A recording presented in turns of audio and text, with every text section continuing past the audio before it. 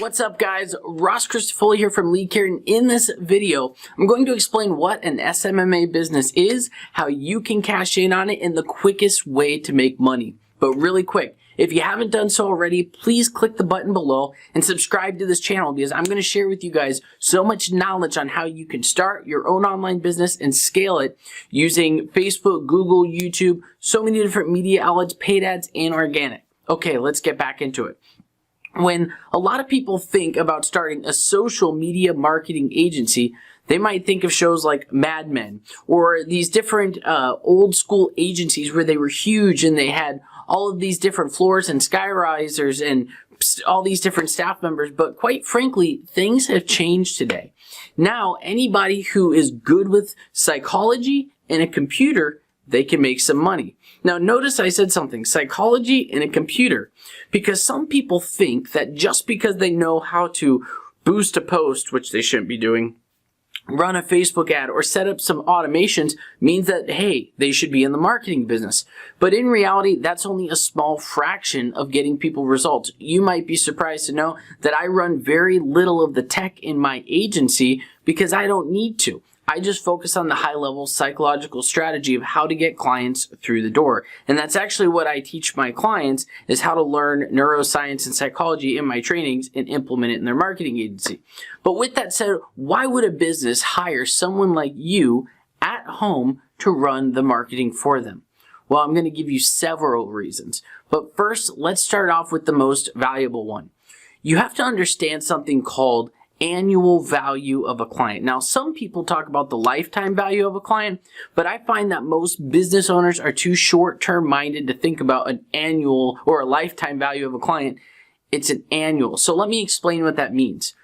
Let's say that you are a chiropractor and you can sell plans to people where they pay you $150 a month, and we'll just say for easy math here, $100 a month, and they can come in and get, say, 3 adjustments a month or 4 adjustments a month.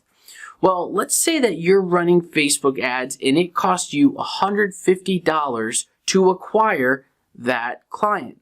That means that in month 1, you lost $50. But month 2, when they come back, now you get the $100. And then on the third month, you get another $100. You add it up over the course of a year, and that client got you made you $1,200 over the course of the year. Now, that would actually be a really low annual value for a chiropractor, but I wanted you to understand how the math of that works. So when you're selling this service to them, let's say that you were able to get them 5 new patients in a month. That means that 5 new patients will add $5,000 of revenue to their actual annual sales. So they will gladly pay you $1,500 if every time they're giving you $1,500, you're giving them $5,000. Now, the ROI is typically significantly higher than that. Usually, a chiropractor is going to make about $2,000 to $2,500 off someone in the course of a year. And so they will gladly, if you can get them 5 patients a month, give you $1,500 to $2,500 if you can generate them $10,000 of annual revenue.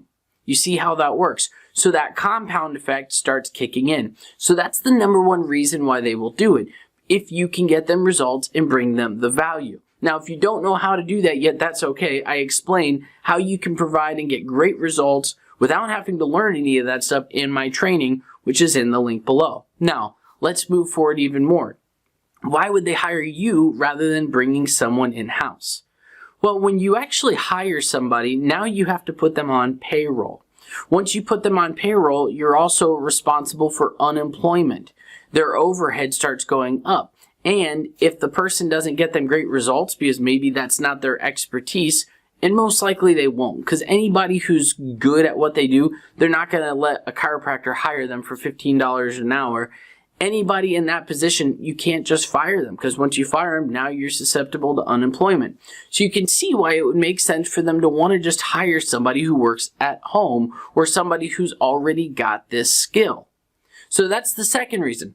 The third reason why they might hire someone such as you is because once you are doing this for other doctors and you've got a reputation behind you or whatever, it doesn't have to be doctors, in your niche and you've got this reputation, they're now going to lean on you for your expertise. So for instance, we work with a lot of equipment dealers. We even have clients who are loan officers, etc. And many times they'll turn to us and say, what are they doing to get their conversion rates up? They want industry knowledge. And once you start taking on many clients, they start treating you almost like a consultant more than just an advertising agency. In fact, I always say that we are consultants disguised by an advertising agency because we're helping them in so many other ways, setting up their systems, their sales, their messaging, etc. Because it takes all of those things to make it work. Now, with that said, I want you to think about something really quick. What are other forms of social media marketing? Because there's people that will say, organic, help people to grow organically and things like that. I want to explain why I don't do those. If you think about the history of social media marketing, it started off, there were newspaper companies and things like that, and then eventually the internet started to get popular. Now, these companies like newspaper companies and paper companies, they were trying to catch up and they were trying to stay ahead of the ball game.